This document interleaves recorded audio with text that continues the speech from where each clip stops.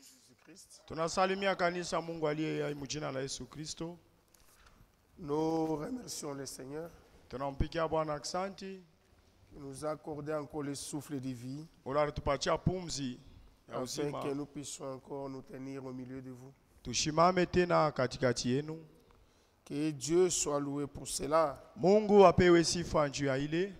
Amen. Amen.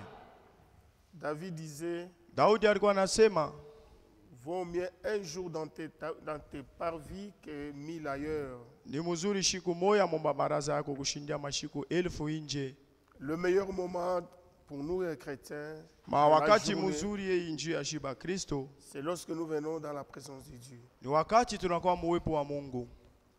Parce que nous savons que là où 2 ou 3 sont réunis au nom du Seigneur Jésus-Christ, le Seigneur est là. Tunaweza pale bawili wale watatu wanajikusanyika mjina la Bwana, Mungu yuko pale. Et nous avons confiance en Dieu Na tuko na tumaini ndani ya Mungu à cause de sa fidélité. juu ya uaminifu wake. Dieu est fidèle à sa parole. Mungu ni mwaminifu kuneno lake. Et tout ce qu'il dit, Na vyote iko nasema il veille pour l'accomplir. na iko na kesha njuu ya kuitimiza. Que Dieu vous bénisse. Mungu amibariki. Levons-nous pour lire les Saintes Écritures. Mushimame njuu tusome maandiko takatifu.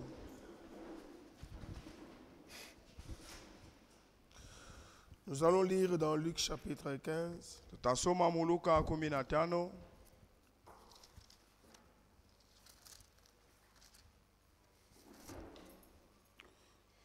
Versets 8 à 10. Mustari wa 8 mpaka wa 10.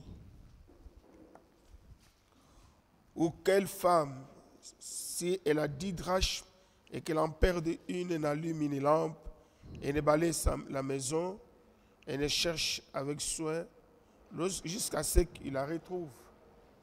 Wala mwanamke kuna mampalata 10 anapotesha moja, anawakisha taa yake na kufiakia munyumba na kuitafuta na roho yote fika na palata ipata. Lorsqu'elle a retrouvé, elle appelle ses amis, Wakati anaipata anaita barafiki yake et ses voisines na bajirani yake et dit, réjouissez-vous avec moi, na kusema mufurahiwe pamoja nami, car j'ai retrouvé la drachme que j'avais perdue. maana napata ile mpalata nilipotesha. De même, je vous l'ai dit, Na kwa kweli namiambia il y a de la joie devant les anges de Dieu kuko furaha mbele ya bamalaika ba Mungu pour un seul pécheur qui se répand. juu ya mtenda zambi moya anatubu. Prions. Tuombe. Nous parlons sur la seconde venue de Jésus. Tunasema njuu ya kurudi kwa pili kwa Yesu Kristo. Cette écriture que nous venons de lire Hii andiko tunatoka mkusoma est en rapport avec la seconde venue de Jésus. inalinganisha na kurudi kwa pili kwa Yesu Kristo. Vous savez dans quel temps nous vivons? Unajua mwile wakati tuko naishi Pour l'église du Nouveau Testament, juu ya kanisa ya Agano Jipya, il y a 3 venues du Seigneur. kuko kuja kutatu kwa Bwana. La première venue, c'est lorsque le Seigneur est venu accomplir la rédemption. Kuja kwa kwanza ni wakati Bwana alikuwa kutimiza ile ukombozi. Et cette première venue était annoncée dans les Saintes Écritures. Na kule kuja kwa kwanza kulisemewa mu maandiko. Que Dieu lui-même devait venir accomplir le rachat Mungu yeye mwenyewe alipasha kuya ndio atimize ile ukombozi pour réconcilier l'humanité avec lui-même. juu ya kupatanisha ulimwenguni na yeye mwenyewe. Dans Ésaïe 35, Mu Isaya 35:5 la Bible dit ceci. Biblia inasema hivi. Ésaïe 35, Isaya 35.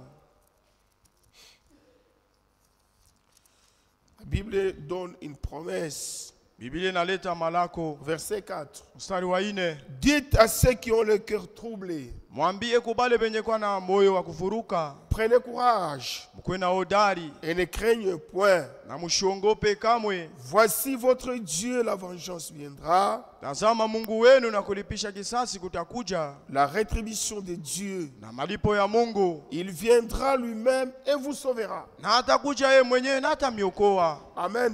Amen. Le salut était déjà promis Okovu lilikwaka dans l'Ancien Testament. mwile Agano la Kale. Et cela s'est accompli dans le ministère de notre Seigneur Jésus-Christ. Na ilitimilika mu utumishi ya Bwana wetu Yesu Kristo. Jésus-Christ est venu nous racheter. Yesu Kristo alikuwa kutukombola. Il est venu accomplir la rédemption. Alikuwa kutimiza ile ukombozi.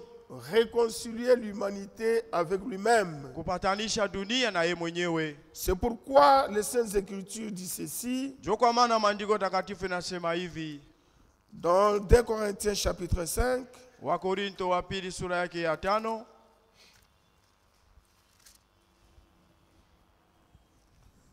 Verset 19. Mstari wa 19. Car Dieu étant en Christ, Mwana Mungu alikuwa ndani ya Kristo, réconciliant le monde avec lui-même, kupatanisha dunia na yeye mwenyewe, et en imputant point aux hommes leurs offenses. bila kubaluria bantu makosa yabo. Il a mis en nous la parole de la réconciliation. Aliweka ndani yetu ile neno ya upatanisho. Et nous faisons donc les fonctions d'ambassadeurs pour Dieu, Na tuko nafanya ile kazi ya babalozi ba Kristo, pour Christ, juu ya comme Kristo. si Dieu exhortait par nous. Ikisa Mungu eko naonya kupitia sisi. Nous vous en supplions au nom de Christ, soyez réconciliés avec Dieu. Na tuko na misimu jina la Kristo mupate kupatanishwa na Mungu. Celui qui n'a point connu le péché, Ulashikuta ashikuyuwe zambi. il a fait devenir péché pour nous, Na alimufanya kuwa zambi juu yetu, afin que nous devenions en lui justice. juu tukwe ndani yake benye haki. Amen. Amen.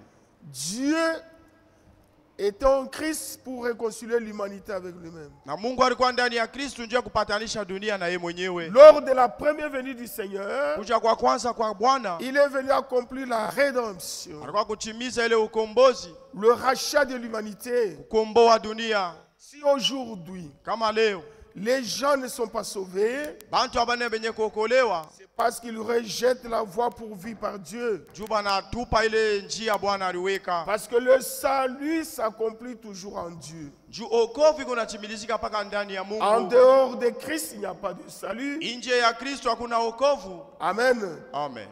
Et Jésus-Christ a versé son sang pour nous Na Yesu Kristo alimwanga damu yake juu yetu à la croix. kule kumsalaba. Nous avons été rachetés par le sang précieux de Christ Tulikombolewa kupitia ile damu ya damani ya Kristo, comme d'un agneau sans défaut. sawa mwana kondoo bila nkosa. Et aujourd'hui, par la grâce de Dieu, Na leo kwa neema ya Mungu nous sommes un peuple racheté. tuko taifa yenye kukombolewa. Croyez-vous cela? Mnaamini ile?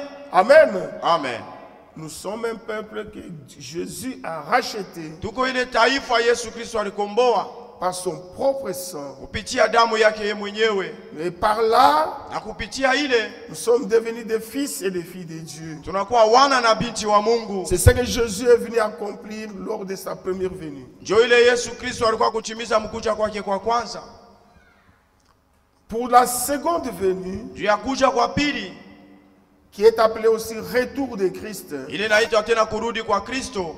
Jésus ne vient plus accomplir la rédemption. Yesu ashikwe kutimiza ukombozi, Parce que la rédemption de nos âmes a déjà été accomplie à Golgotha. juu ukombozi ya manafsi yetu ilisha kutimilika ku Golgotha. Il vient maintenant prendre les siens, Anakuya kubeba bake, ceux qu'il a rachetés par son propre sang. bala alikomboaka kupitia damu yake. Il vient le prendre pour les amener à la maison. Anakuwa kubabeba njoo ya kubapeleka kunyumba. Et la troisième venue du Seigneur pour l'Église, Na kuja kwa tatu kwa Kristo njoo ya kanisa, c'est quand il reviendra avec l'Église rachetée, ni wakati atakuyaka na ile kanisa yenye kukombolewa. selon Apocalypse 19 à partir du verset 11, Fatana na Ufunuo 19 mstari wa 11, pour régner dans le millénium.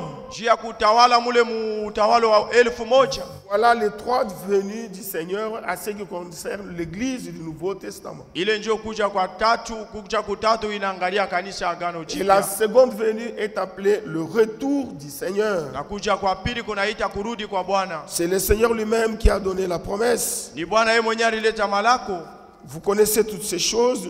Mnayo vile vitu vyote. Nous vous rappelons Tuko na mikumbusha afin que chacun de nous reste éveillé, juu ya kila mmoja wetu abaki mwenye kukesha. parce que nous vivons à l'ombre du retour de Jésus. Juu tuko naishi mkimvuri kuwa ya kurudi kwa Kristo. Dans Jean 14, le Seigneur a promis Mu Yohane 14 Bwana alilaka, que votre cœur ne se trouble point. mioyo yenu isifadhaike. Croyez en Dieu et croyez en moi.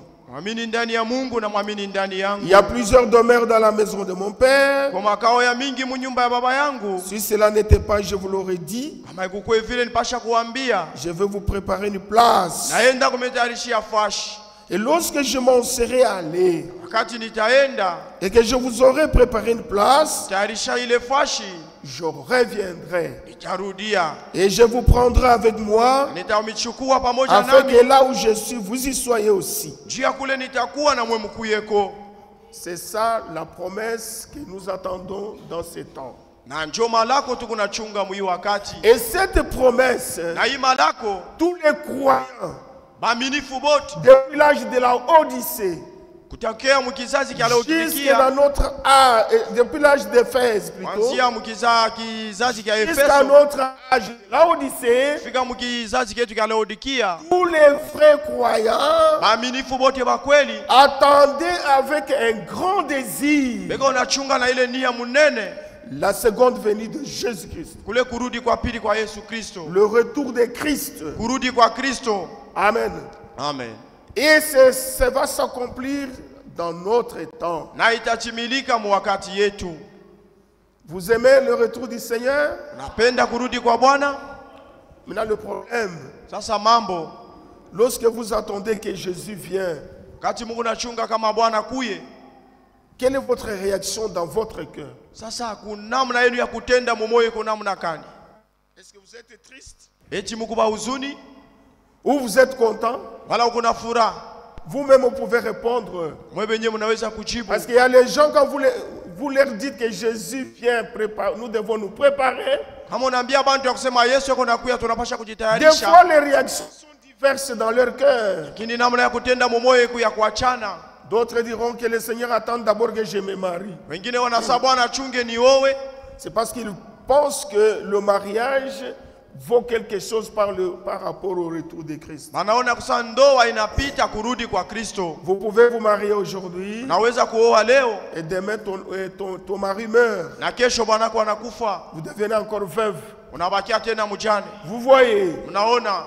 Mais la seconde venue de Jésus, Lakini kuja kwa pili kwa Yesu c'est ce qui sera notre consolation. njo itakuwa faraja yetu. Parce que lorsque Paul écrivait aux Thessaloniciens, Wakati Paulo alikuwa anaandikia wa à Tesalonika, ce qui concerne le retour du Seigneur, ile naangalia kurudi kwa Bwana, il terminait par ceci: alikuwa anamalizia kupitia hii, consolez-vous par ces paroles. mujifariji kupitia hii maneno. Le retour du Seigneur Kurudi kwa Bwana sera notre consolation. itakuwa faraja yetu. Alléluia. Amen. Nous devons aimer le retour du Seigneur. Tunapasha kupenda kurudi kwa Bwana.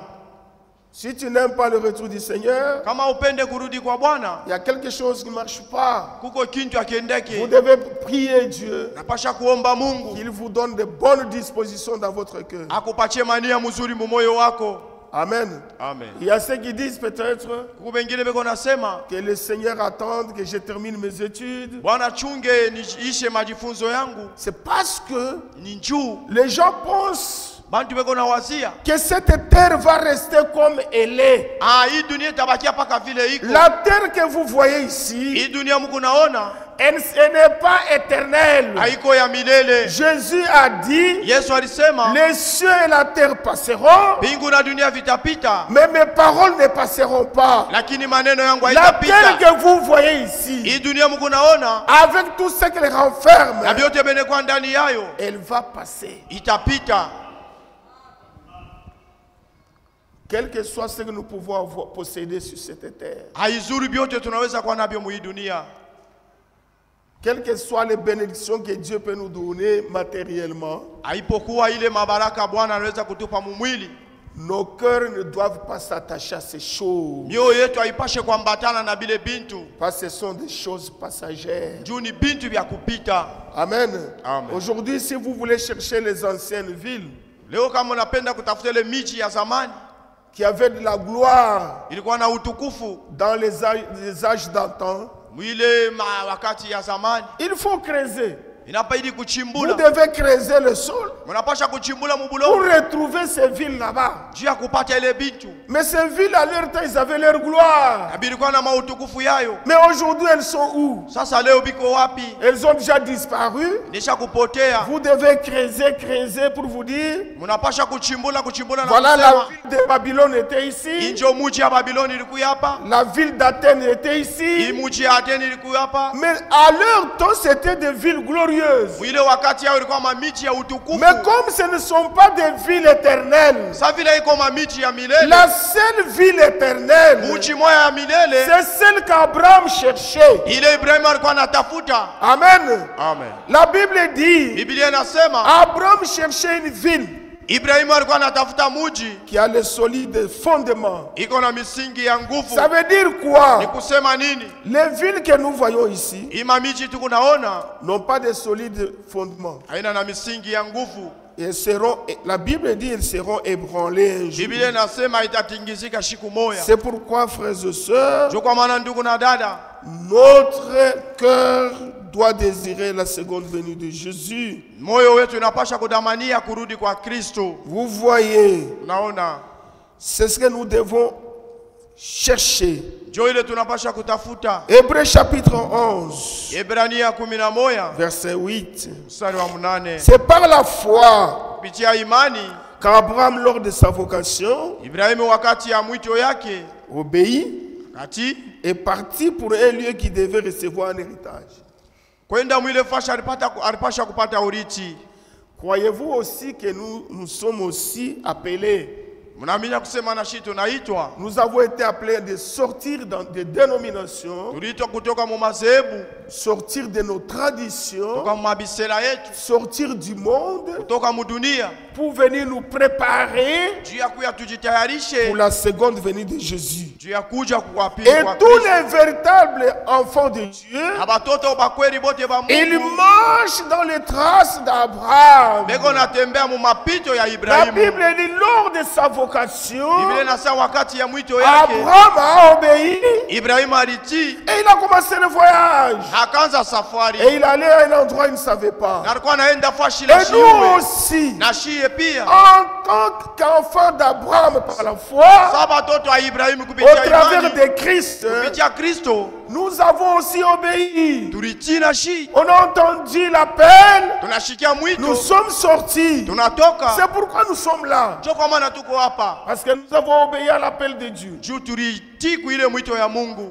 Et nous partons à un lieu que nous n'avons jamais été. na tuko nenda mufashi la tuyakuyaka mo. Toi et moi, nous n'avons jamais été au ciel. Mimi na wewe tuyakuyaka kumbingu. Mais comme nous avons la même foi qu'Abraham, Sasa vile tuko na ile imani moya moya sa nous Ibrahimu, croyons tuko naamini que Dieu qui nous a promis sa ule Mungu alitulaka qu'il est allé nous préparer une demeure, alienda kututayarisha makao. nous croyons que la demeure est en train d'être préparée pour Tunaamini nous. ya kusema ile makao iko natayarishwa juu yetu. Amen. Amen.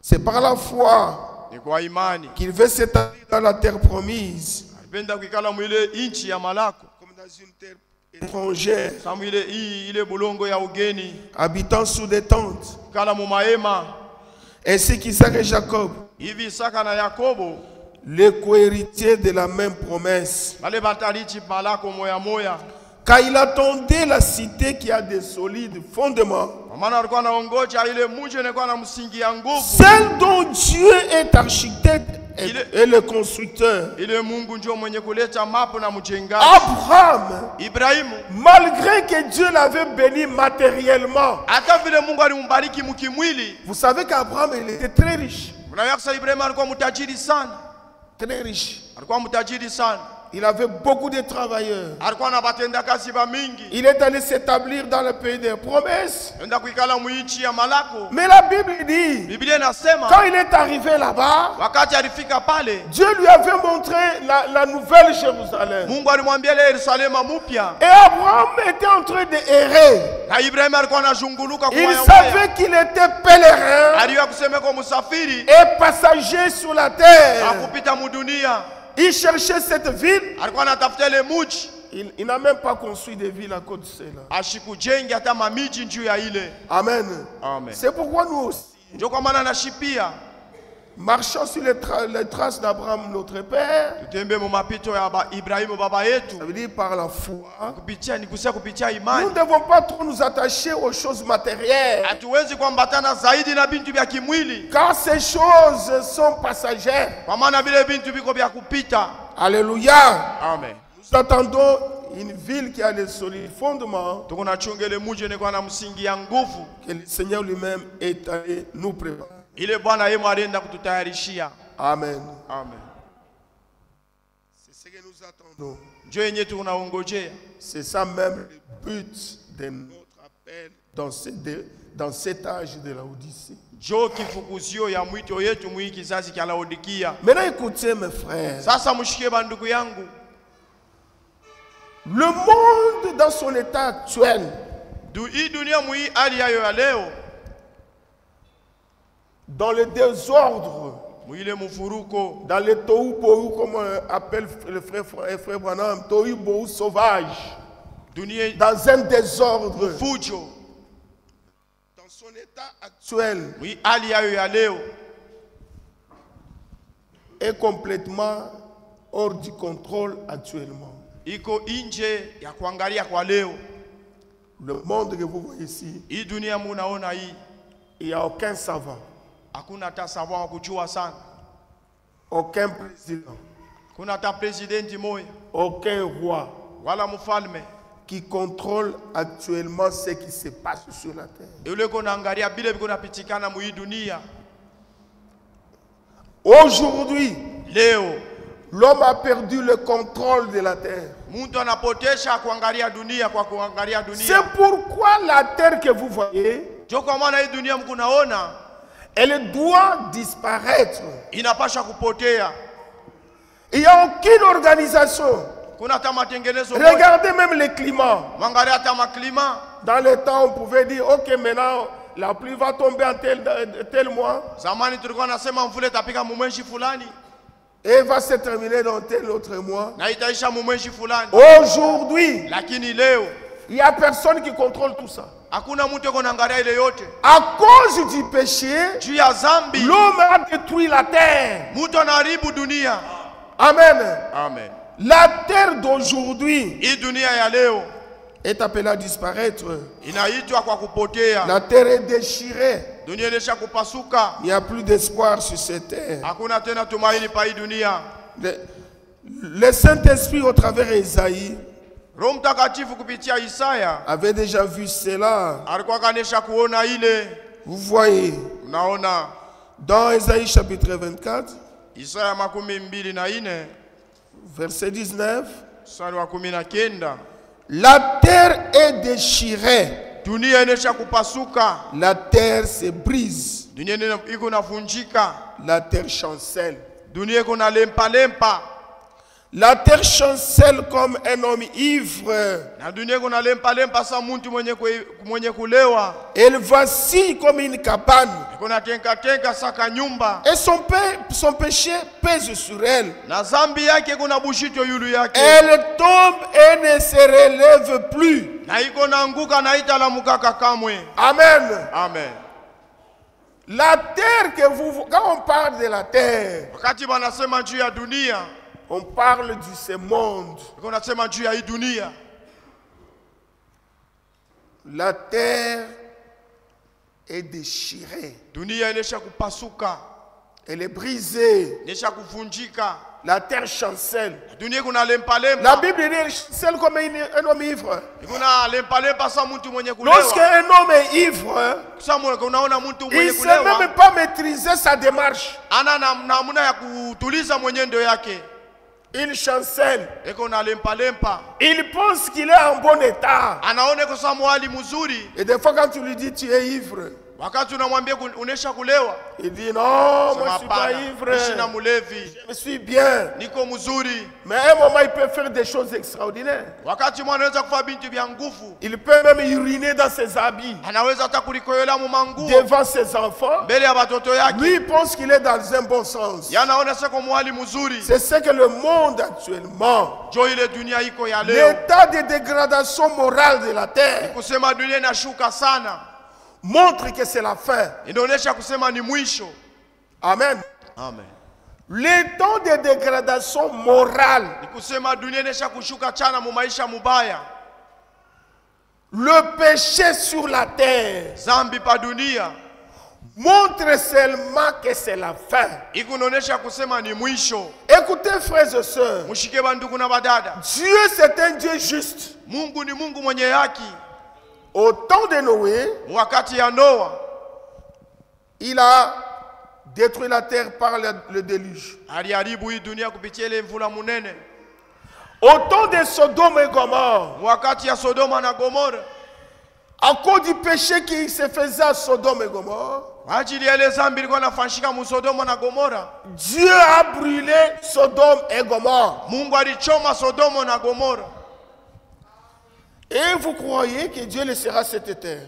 Na munaamini kusema Mungu atacha hii dunia? Non, mon frère. Hapana ndugu. Non. Hapana. Les hommes sont allés loin Bantu banenda mbali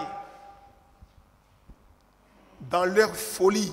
mu majimu yabo. C'est pourquoi Paul, Jo kwa maana Paulo lorsqu'ils écrivaient aux Romains, wakati alikuwa anaandikia wa Roma, aux frères qui étaient à Rome, wandugu walikuwa ku Roma, il avait souligné cet état des choses. semaka hii hali ya hivi bintu. Et le Seigneur a dit, Na Bwana alisema comme était le temps de Lot, vile ilikuwa wakati ya Loti, ainsi ça sera l'avènement du Fils de l'homme. jo vile itakuwa tena mkurudi kwa mwana wa Et mtu. aujourd'hui, Na leo les hommes sont allés plus loin que le péché de Lot.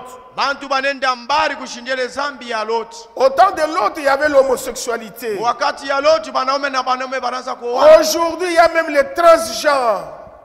Les transgenres. Bana mwanaume anakuwa mwanamke, Non, on transforme un homme, devient une femme. mwanaume anakuwa mwanamke. On transforme une femme, devient un homme. Anabadilisha mwanamke anakuwa mwanaume. Et vous croyez que Dieu va laisser? Na mnaamini kusema Mungu ataacha hii dunia? Il est plus tard que nous pensons. Wakati inesha kwenda sana. Mon frère, Ndugu yangu, le seul endroit de refuge fashi moja kufichamia pour l'église du Dieu vivant, juu ya kanisa Mungu aliye hai c'est seulement dans le corps de Christ. ni paka ndani ya mwili wa Yesu Kristo. Alléluia. Amen.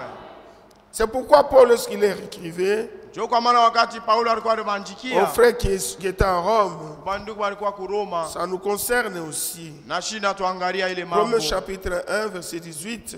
Wa Roma sura ya kwanza mstari wa 10. La colère de Dieu se révèle du ciel Kasirani ya Mungu inatoka mbingu contre toute impiété, kwa kukombanisha maisha yote mubaya toute injustice des hommes qui retiennent injustement la vérité captive. na uzalimu wote wa bantu weko nashika ile kuzalimu ya kushika ukweli. Car Na ile- ce qu'on peut connaître de Dieu est manifeste pour eux. ile tunaweza kutambua kwa Mungu inaonekana kwao, Dieu le leur ayant fait connaître. na Mungu alibachulisha hayo. En effet, Kwa basi les perfections invisibles de Dieu, ile ukamilifu yashipo kuonekana ya Mungu, sa puissance éternelle, ile uwezo yake ya milele sa divinité, na kimungu se kyake, voit comme à l'œil na iko inaonekana hivi kulicho depuis la création du monde. kupitia ile maumbile ya dunia. Quand on les considère dans ses ouvrages, Ati tuko naangalia mwile makazi yake, ils sont donc inexcusables. maana itaponeshwa.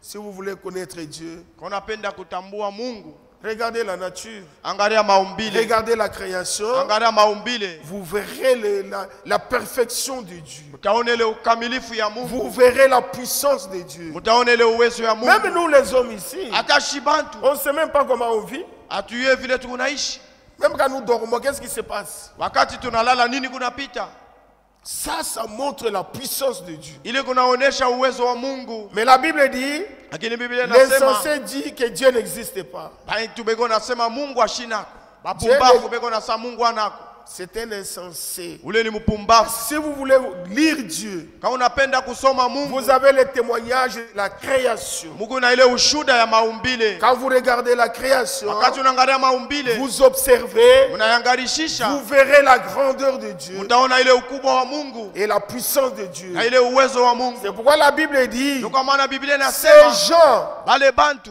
ils sont inexcusables. ni kusema bata barumia Pourquoi? juu ya nini? Au verset 21, Sura 21. puisqu'ayant connu Dieu, kisha kuyua Ils Mungu n'ont pas glorifié comme Dieu, abakumutukuza sa Mungu, mais ils se sont égarés dans leurs pensées. lakini bakajipoteza mu mawazo yao, Et leur cœur sans intelligence na mioyo yabo bila akili a été plongé dans les ténèbres. na ilitumbukiza ndani ya giza. Se vantant d'être sages, Beko najivumisha benye kwa benye hekima, ils sont devenus fous. lakini banakuwa benda mazimu. Nous sommes à l'âge Tuko mukizazi où la technologie est au top. mule elimu iko ya yulu sana, Au top. iko yulu sana. Aujourd'hui, à partir de Kanyaka, Leo kupitia Kanyaka je peux causer, on se voit avec quelqu'un qui est aux États-Unis. Nous nous voyons comme ça. tukuna naweza kusumbura na muntu yuko kwa Amerika, tukunaonana Par ton téléphone là, vous voyez, vous le voyez, lui aussi vous voit, vous causez. mwile simu yako kunamona na yeko na kuona. Ils se vantent d'être sages. Beko najivumisha kusema beko na À cause des hekima inventions technologiques, juu ya ile kupandisha kwa mais elimu. du point de vue moral, Sasa munamna yabo ya kuishi l'homme est tombé plus bas qu'un animal. na muntu anaanguka chini kupita nyama. Amen. Amen.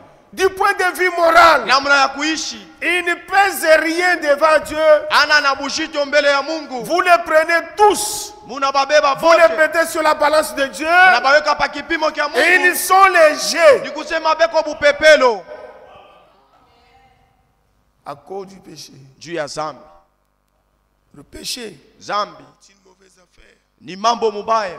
C'est pourquoi la Bible nous dit, Ndio kwa maana Biblia inatuambia fuyez le péché. mukimbie zambi.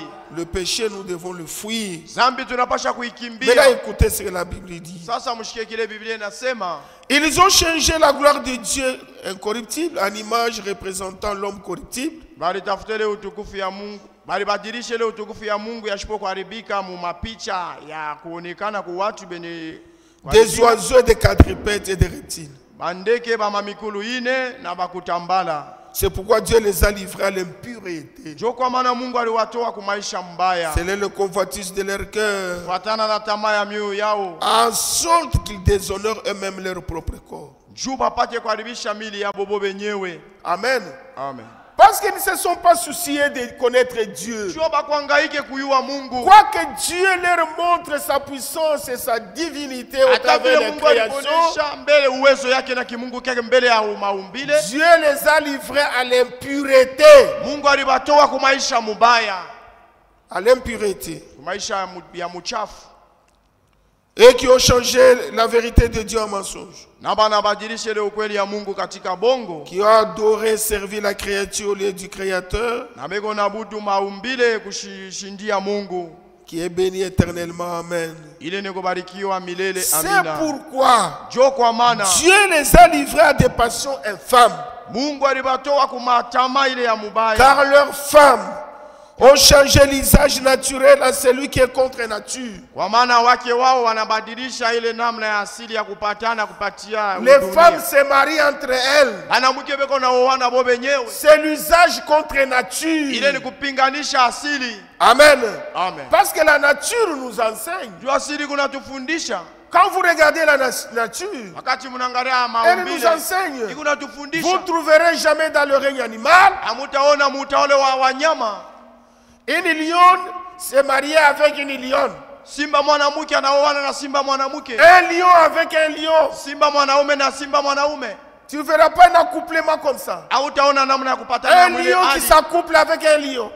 Simba mwanaume anapatana na simba Une mwanaume. lionne qui s'accouple avec une lionne. Simba mwanamke anapatana na simba mwanamke. La nature enseigne. Ile maumbile kunafundisha, Mais ils sont devenus fous. lakini banakuwa ba mashimu. Ça, ce sont des actes contre nature. Ile ni matendo ya kupinganisha dunia. Amen. Amen. Au verset 21, 27. Mstari wa makumi mbili. De même, les hommes abandonnant l'usage naturel de la femme Namna moya moya banaume banacha ile hali ya kupatana. se sont enflammés dans leurs désirs Ni kusema banashirika mu namna yabo ya kupatana les uns pour les autres, pamoja na bengine. commettant homme avec homme des choses infâmes, Beko nafanya mwanaume na mwanamke vitu vya aya. recevant en eux-mêmes le salaire que mérite leur égarement.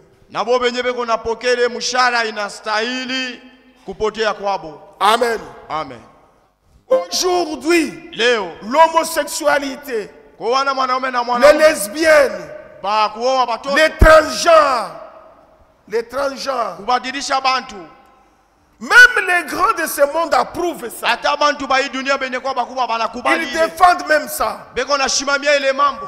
Frère, Ndugu yangu, la colère de Dieu est suspendue sur cette terre. kasirani ya Mungu inesha kuweka yulu ya hii dunia. Quand Dieu regarde la terre, Wakati Mungu anaangalia dunia, sa colère monte. kasirani yake Mais kunapanda. comme l'épouse est encore sur la Kama terre, vile bibi harusi iko pa dunia, le sang est encore là-bas. damu iko ngali pale. Calmer la colère de Dieu. Ya kupolesha kasirani ya Mungu. Alléluia. Amen. Mais lorsque l'épouse sera partie, Na wakati bibi harusi mon ataenda, frère, ma soeur, kuna dada, cette hii terre dunia sera invivable. hakutakuwa namna ya kuishi mo. Elle sera invivable. Hakutakuwa namna ya kuishi mo. Vous voyez même des présidents de grandes nations. Unaona hata ba presidenti ba mainchi mkubwa. Ils se disent civilisés. Beko nasema boba anesha kusilimuka. La civilisation des hommes est du diable. Ile kusilimuka kwa watu ni wa shetani. La seule civilisation Kusilimuka kwa kweli que nous acceptons, ile tukunechika c'est celle de la parole de Dieu. ni ile ya neno la Mungu. Alléluia. Amen. Nous acceptons ce que Dieu dit. Shi tukunakubali kile Mungu anasema. Parce que tout ce que Dieu dit dans sa parole, Juu kile kyote Mungu anasema muneno lake c'est bon pour nous. iko mzuri njuu Si yetu. l'homme pouvait seulement obéir à Dieu, Kama mtu aliweza tu kutii kwa Mungu, il vivrait en paix sur cette terre. alipasha kuishi msalama pa Mais dunia. l'homme créé à l'image de Dieu, Ule mtu baliumba kupisha ya Mungu. il fait des choses même que les animaux ne font pas. Eko nafa bintu bila hata banyama bafanyake. Pas seulement il le faut, Hapana tu beko naifanya, il les approuve. beko naikubali. Dieu condamne même ceux qui les approuvent. Na Mungu eko na hukumu bale beko naikubali. C'est terrible. Ile iko ya nguvu. La Bible dit ceci. Biblia inasema hivi. Verset 32. Et bien qu'ils connaissent le jugement de Dieu. Hata vile banayua ile hukumu ya Mungu. Aujourd'hui, Leo lorsque vous prêchez le jugement de Dieu, wakati unahubiri hukumu wa Mungu, les gens disent non, ça n'existe pas. hainako. Une fois j'étais avec des gens dans un restaurant. Siku moja nilikuwa na bantu mu restaurant moya hivi. Quand je travaillais encore, Wakati nilikuwa natumika, on était avec eux en train de manger. tulikuwa nakulia nabo. Un monsieur là qui était à côté de moi, Mtu mmoja alikuwa kumpembeni yangu, un officier de l'armée, mwanajeshi. il dit l'enfer n'existe pas. Sasa dezi hainako, Non, la mort n'existe pas. lufa hainako. Tout ça, ils veulent tranquilliser leur conscience. Banapenda kutulisha zamiri yabo. Même s'ils ne connaissent pas la parole de Dieu, Hata kama bayue neno la Mungu, leur conscience zamiri yabo leur parle que ça c'est faux. ikuna bambia sa hii ni mubaya. Amen. Ils veulent tranquilliser la conscience. leur Banapenda conscience. kutulizisha zamiri yabo. Mais je vous dis, frères et sœurs, Na miambia wa ndugu na dada, le jugement de Dieu existe. hukumu ya Mungu iko wako. Dieu Mungu appellera chaque homme en jugement. ataita kila mtu kusamba, Chacun répondra pour ses œuvres. na kila mtu atasambaka njuu ya matendo yake, Les actes qu'il aura posés pendant son séjour dans la chair. na kuile matendo yote alifanyaka wakati alikuwa mumwili. Et cela c'est écrit dans le livre de Dieu. Na ile nesha kuandika mkitabu cha Mungu. Frère Branham explique, il dit, Ndugu Branham iko nafasi na lorsqu'un kusema, homme est né seulement, wakati mtu anazalika tu, il y a un disque de Dieu. huko ile diske ya Mungu. Si aujourd'hui les hommes sont en train de filmer, Kama leo bantu beko na filme, pendant que je parle, on me filme. wakati Non? niko nasema beko na Même filme, 10 ans après, on peut suivre ça. hata miaka 10 kisha Mais tutapata vous ile. croyez que Dieu n'a pas son enregistreur. Ah, na mwe munaona sa Mungu ana Tout ce que yake. les hommes font, Yote bantu beko nafanya, même dans le secret, hata mu masiri, est enregistré dans le disque de Dieu. kanesha kuiweka mu ile diske ya Et Mungu. au jour du Na jugement, ile siku ya hukumu, chacun répondra. kila mtu atajibu. Parce qu'il est Dieu juste. Juu ni Mungu mwenye haki. Amen. Amen. La Bible dit, Biblia inasema bien qu'ils connaissent le jugement de Dieu, hata vile banayele hukumu ya Mungu, déclara digne de mort ceux qui commettent de telles Biblia choses. inasema Bile bintu bana bale beko nasifanya bintu bya hivi banastahili kufa. Non seulement ils le font, Hapana tu beko naifanya. ils approuvent ce qu'ils le font. Na beko nakubali beko na bale beko na bifanya. C'est là où l'église du monde. Jo pale kanisa ya dunia. Parce qu'il y a une église qui est dans le monde. Juku ku kanisa mweko mu dunia. Nous sommes l'église qui est sortie du monde. Shie tuko kanisa ile toka mu dunia. Il y a l'église qui est dans le monde. Koko kanisa ile ko mu dunia.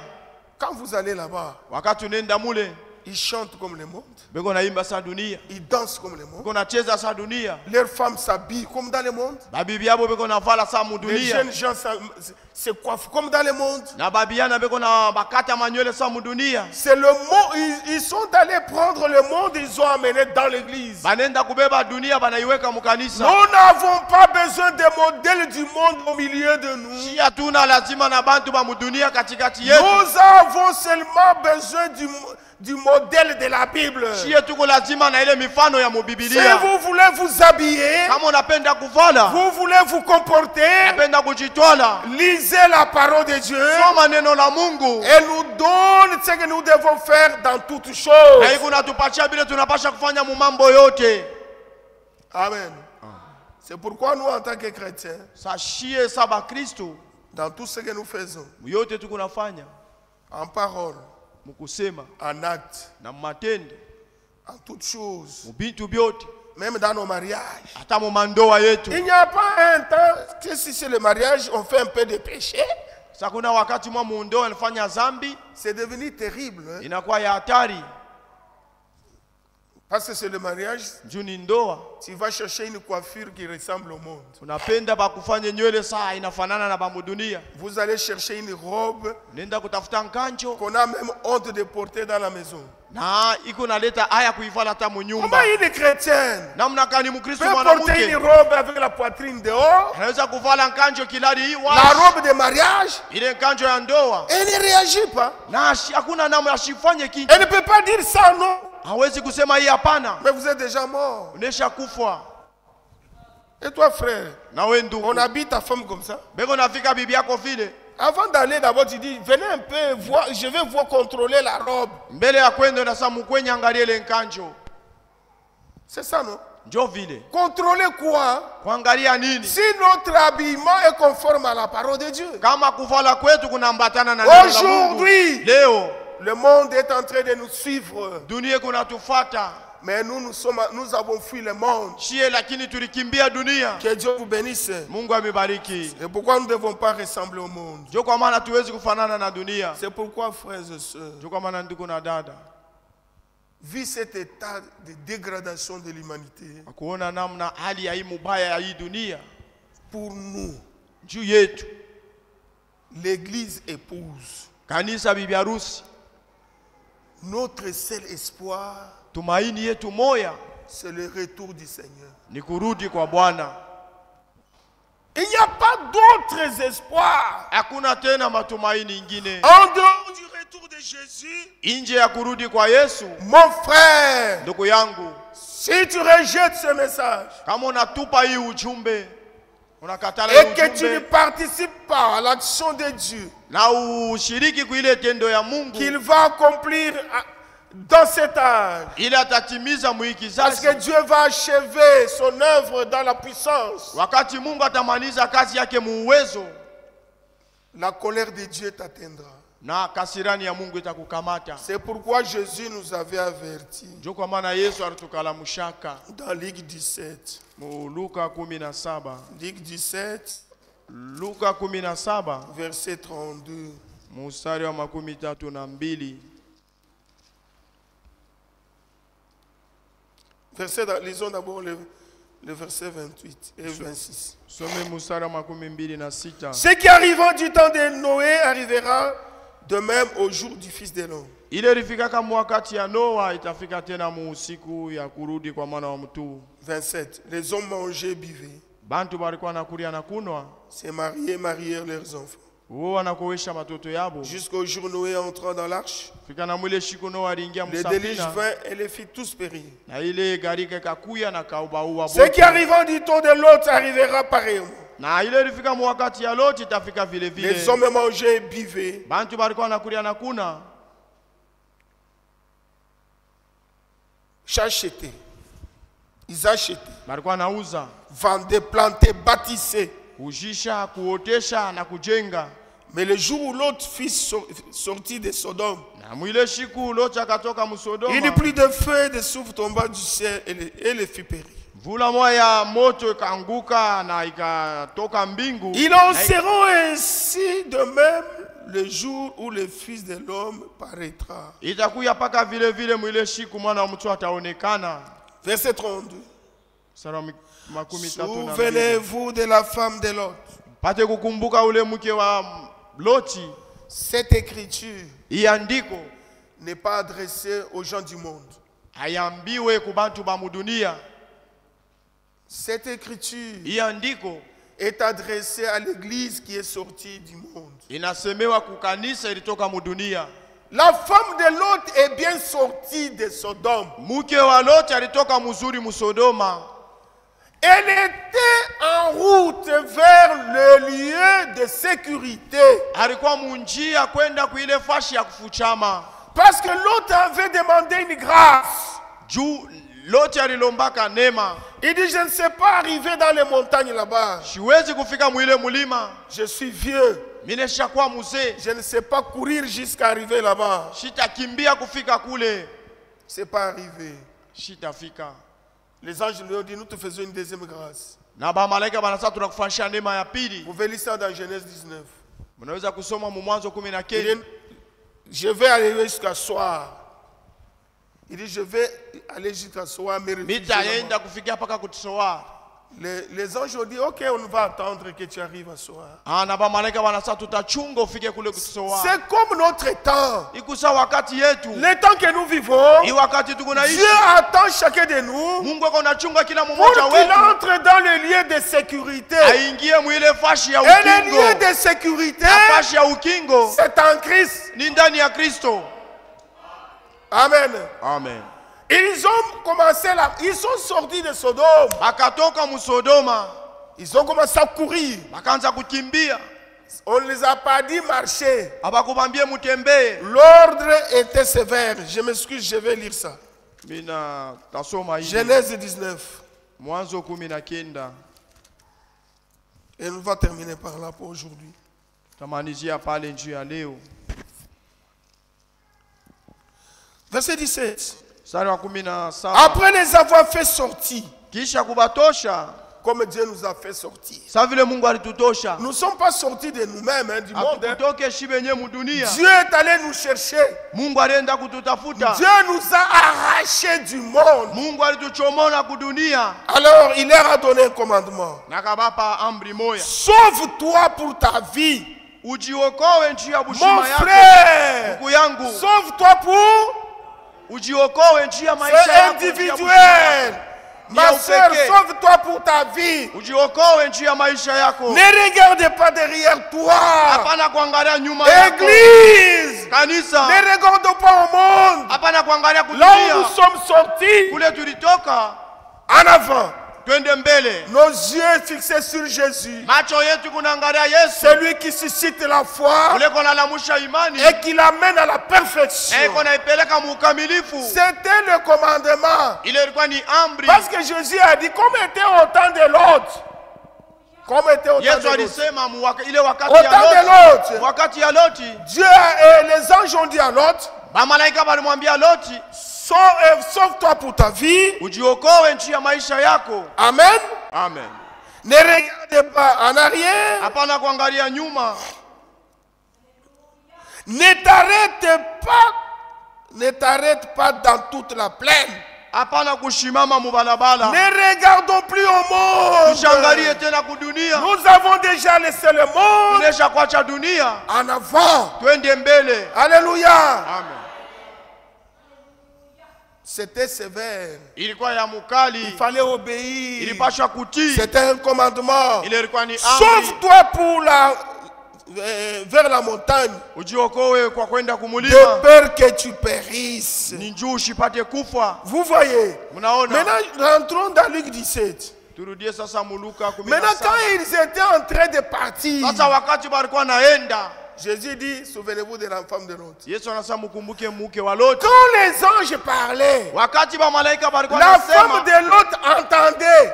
bibi yake ya Loti alikuwa Les anashikia. filles de Lot entendaient. Babinti ya Loti balishikia. Lot lui-même entendait. Loti naye alishikia. Maintenant, il fallait obéir. Sasa ilipaswa kutii. Ils ont commencé à aller. Makaanza kwenda. Ils ont commencé à aller. Makaanza kwenda. Ils couraient. Walikuwa Mais nakimbia. la femme de Lot, Sasa mke wa Loti elle était sortie de Sodome, alitoka Musodoma, mais son cœur était toujours attaché à Sodome. lakini moyo wake ulikuwa unaisha kuambatana na Dieu Sodoma. veut que nous lui donnons nos cœurs. Mungu anapenda tumupe mioyo Nous ne yetu. devons pas partager nos cœurs. Hatuwezi kugawanya mioyo Une yetu. partie à Dieu, Kipande kwa une Mungu partie au monde. na kingine kwa Nous dunia. devons nous donner à Dieu Sisi tunapasha kujipeleka tout kwa notre Mungu. être, Bumuntu wetu bote, notre esprit, roho yetu, notre âme nafsi et yetu notre corps na mwili yetu doit être consacré à Jésus-Christ. inapasha kutolewa kwa Yesu Kristo. Amen. Amen. Mais la femme de Lot, Sasa mke wa Loti elle avait entendu le commandement. alishika ile amri, Elle était sortie. alitoka, C'était déjà une bonne chose. ilikuwa ni kitu mzuri. Mais elle a péri en route. Sasa munjia akapotea, Elle a regardé en arrière. akaangalia kumukongo. Est-ce que l'enlèvement là c'est vrai? Eti kunyakuliwa kule ni mambo ya kweli? Depuis qu'on a cru, on dit toujours enlèvement. Tangia tuliaminyaka peko unasema kunyakuliwa, Vous commencez à regarder au monde. naanza kuangalia kudunia. Oh, quand j'étais au monde, j'avais l'argent, frère. Wakati nilikuwa mudunia nilikuwa na fedha. Depuis que j'ai cru, Wakati depuis nitangia niliamini, je n'ai plus l'argent. shina tena na fedha. Tu es en train de te souvenir de Sodome. Huku nakumbuka ile Sodoma, Tu vas mourir en route. utakufa mubalabala. Alléluia. Amen. Elle a regardé en arrière. Akaangalia nyuma, Elle a regardé au maquillage. akaangalia kule kutupenta. Je n'ai pas amené tous les maquillages. Mishi kubebe tupenta tote Mais là, dans les montagnes. mule mumilima. Et tous mes amis, Na barafiki yangu les bote, clubs de femmes, les clubs de femmes, ile kundi ya banamuke, les condifa, bale on bakondifa, se réunissait. tulikuwa najikusanyika. J'ai laissé même mes jupes là, Mimi naacha tele majipe mes jupes yangu, sexy. ile ya mfupi ya J'ai tout kutongoza. Mimi laissé. acha yote. Mais mon mari, avec ce message, Bwana yangu na hii ujumbe m'amène où? eko nanipeleka Est-ce que wapi? c'est vraiment le feu va tomber? Eti kwa kweli La ukoje Bible tanguka? dit, Biblia elle inasema s'est retournée comme ça. akarudia nyuma hivi. Mon frère, ma soeur, Ndugu na dada, elle est devenue une colonne de sel. akakuwa kifurushi ya chumvi. Nous étions en Israël, nous avons Tulikuwa encore vu Muisraeli, ça. tuliona ile. Jusqu'aujourd'hui, Na leo la femme de l'autre est là-bas. mke wa Loti yeko Une pale, colonne de sel. kusema kifurushi ya chumvi. Jésus nous dit, Yesu anatuambia souvenez-vous de la femme de l'autre. mkumbuke yule mke wa Loti. Ça, c'est nous adresser à toi et à moi. Ile banakwambia we na mie. Mon frère, ma Ndugu soeur, na dada, l'ordre c'est sortir, utaratibu ulikuwa ni c'est kutoka sauver pour sa vie. kujiokoa njia ya maisha Ne yako, pas s'arrêter en route. hapana kushimama Ne pas mbalabala, regarder en arrière. hapana kuangalia nyuma, Jusqu'au retour du Seigneur. kufika mpaka na mkurudi kwa Bwana. Que Dieu vous bénisse pour ce soir. Mungu abariki nchi ya hii magharibi.